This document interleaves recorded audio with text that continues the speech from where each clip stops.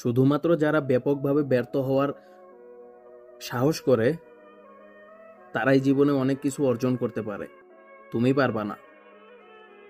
যারা ব্যর্থ হওয়ার সাহস বুকে লালন করতে পারে তারাই জীবনে অনেক কিছু অর্জন করতে পারে। তারা কি চিন্তা করে জানো?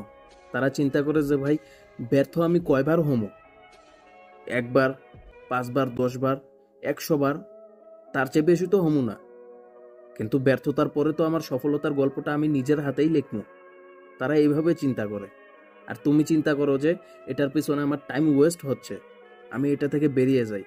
তো তুমি একটা একটা পাল্টাইতে পাল্টাইতে এটাতে ওইটা, ওইটাতে ওইটা, ওইটাতে ওইটা, মানে তুমি 100 খান চিন্তা ভাবনা খালি প্রতিদিনে করো, প্রতি বেলায় করো, প্রতি ঘন্টায় করো। তুমি 100 খান জিনিস বদলাই দাও তুমি প্রতি দিনে, প্রতি ঘন্টায়, প্রতি সেকেন্ডে। তুমি চিন্তা করো খালি এইটা না ওইটা, ওইটা না ওইটা। তাইলে ভাই হইব কেমনে?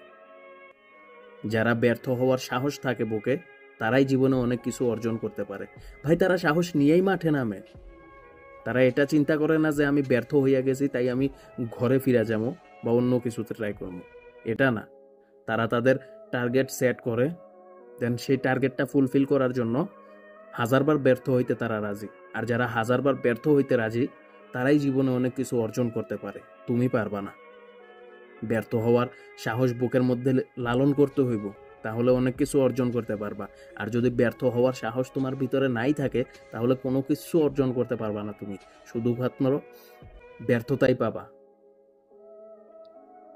একটা ব্যর্থতা কাটিয়ে অন্য কিছুতে ট্রাই করবা, সেটাতেও তুমি ব্যর্থ হবা।